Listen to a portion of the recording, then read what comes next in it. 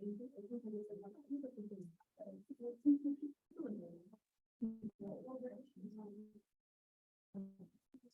morning.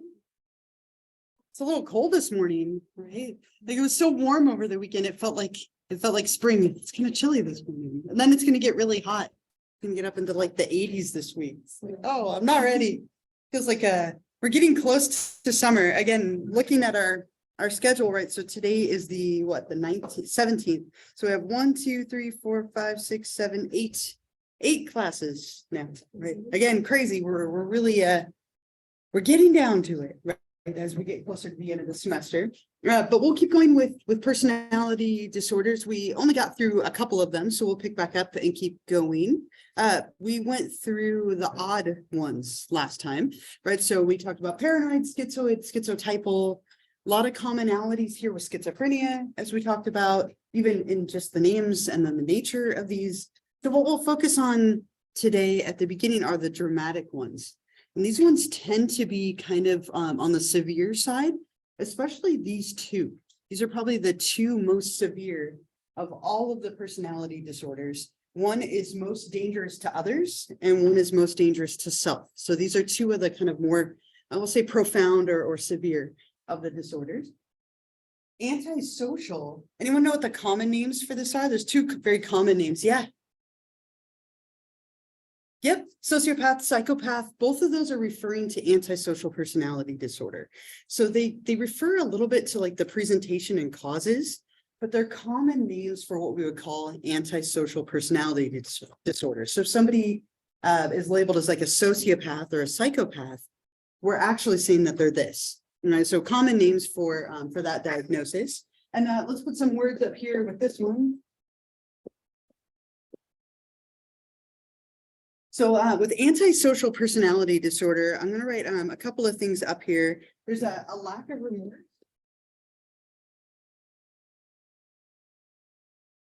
That's a really big one with this disorder. There's no remorse, no guilt. Talk a little more about that. There's a lot of like lying, conning, and deceit.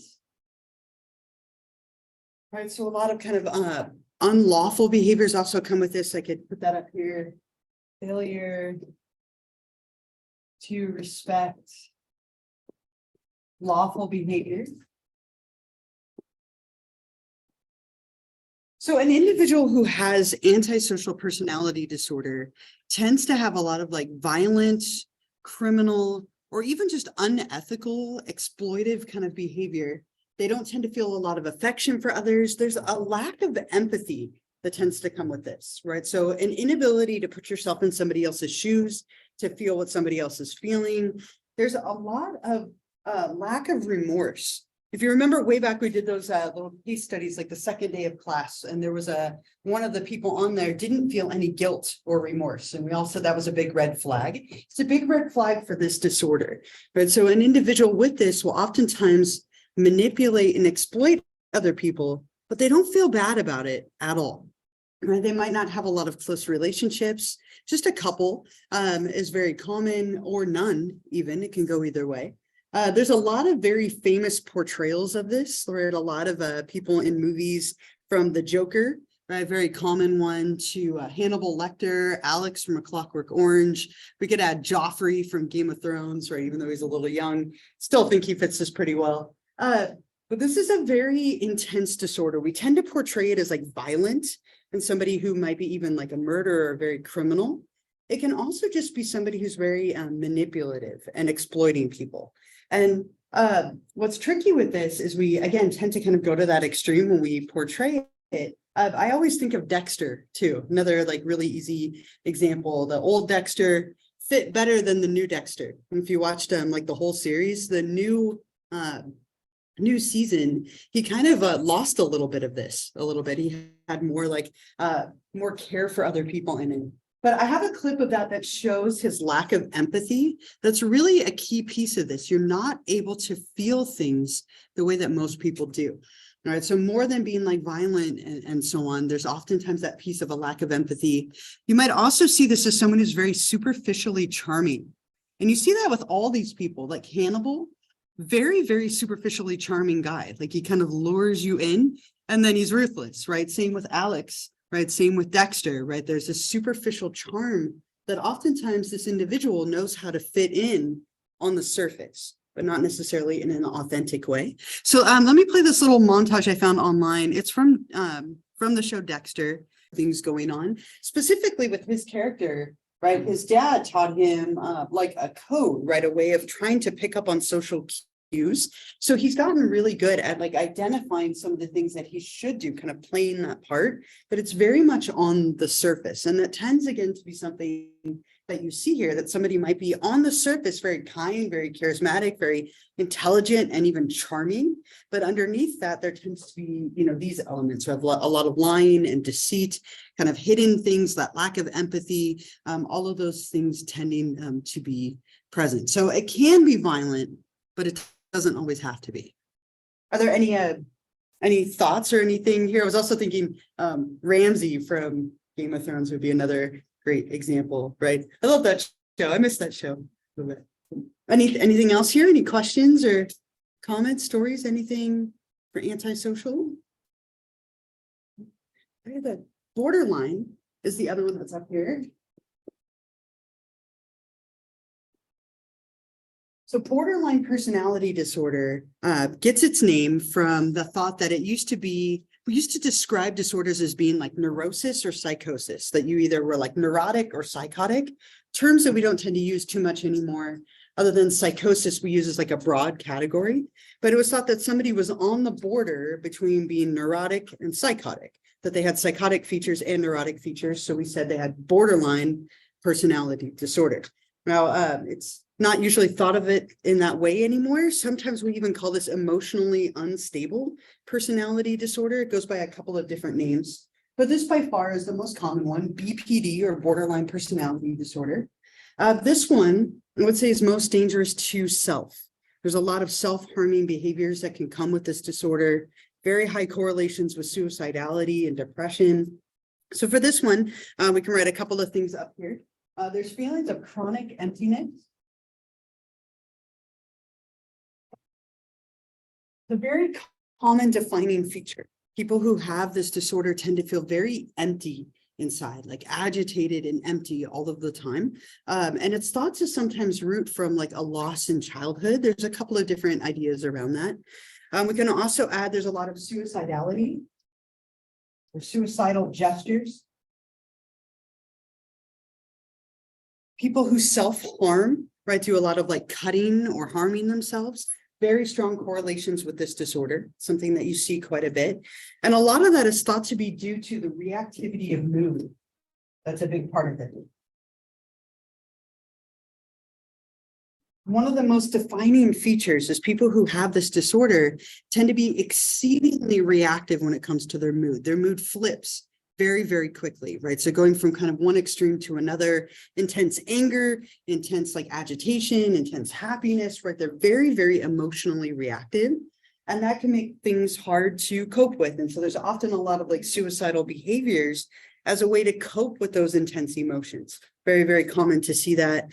We could also add one more thing, which is instability and impulsivity. There's an incredible amount of instability in this disorder, right? People are unstable in their ideas of like self-image, their mood, their relationships. Things are like constantly in flux. Very difficult for this person to kind of settle in and be steady and consistent. They tend to also have a lot of impulsive and kind of reckless behavior. Strong connections here to bipolar disorder and like manic episodes. But this is something that's much longer lasting. You know, this tends to kind of show up early in life. Very interesting. We used to diagnose this a lot more. We're seeing some, as we like learn a little bit more about things like CPTSD or complex post-traumatic stress disorder. We're seeing that sometimes we're diagnosing people with this incorrectly, that there are other disorders that are very commonly confused with this.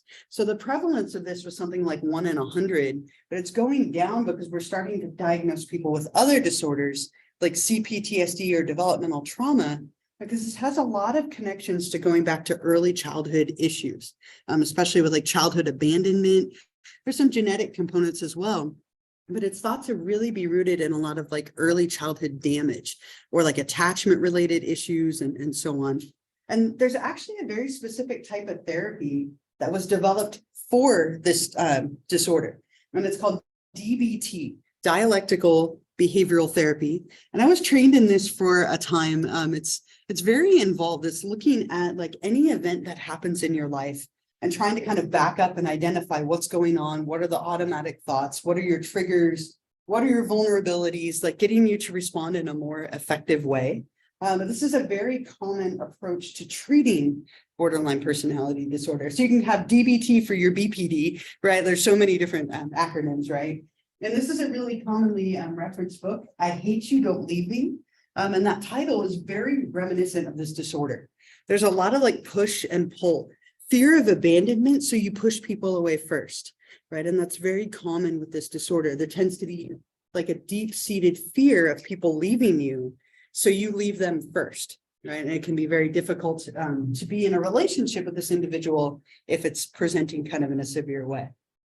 Are there any thoughts here? I have a little video that kind of describes it a little more, but maybe I'll play that for you to see if you can think of anything that you are kind of a severe disorder. There's a lot of correlations with other disorders, and individuals who have it in kind of a severe way can really struggle. And one of the reasons that they struggle so badly is the reactivity of mood, as I was mentioning. And so what you see is in like relationships, for example, let's say you're in a romantic relationship with somebody who has this, they go back and forth between extremes of like idealization and devaluation, right?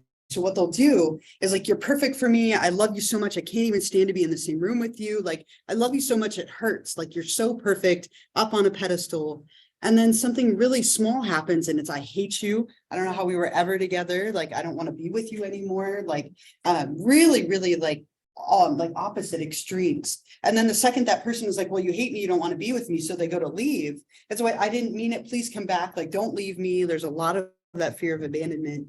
And so it's that whiplash kind of back and forth that people can experience, which makes it hard with friendships and relationships and so on. Now, the idea here again is to learn to respond to things more effectively. So when somebody does something little, rather than blowing up and pushing them away, you kind of react in a more reasonable way. But that can take a lot of time to learn, right? It's a very long type of therapy to learn this, very concrete, but it takes some time. Any stories or thoughts or questions or anything here? Yeah. My friend, when she started to feel things, I was concerned because as far as I know, Yeah. and I didn't want to like intrude or anything. She was pretty open about it, and she said that she would self-harm whenever she would have a conflict with her family.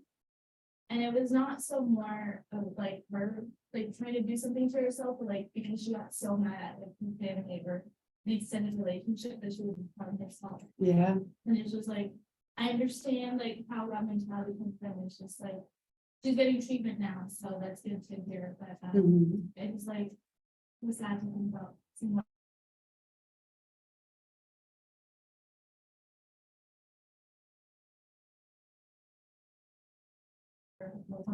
Yeah. What happened?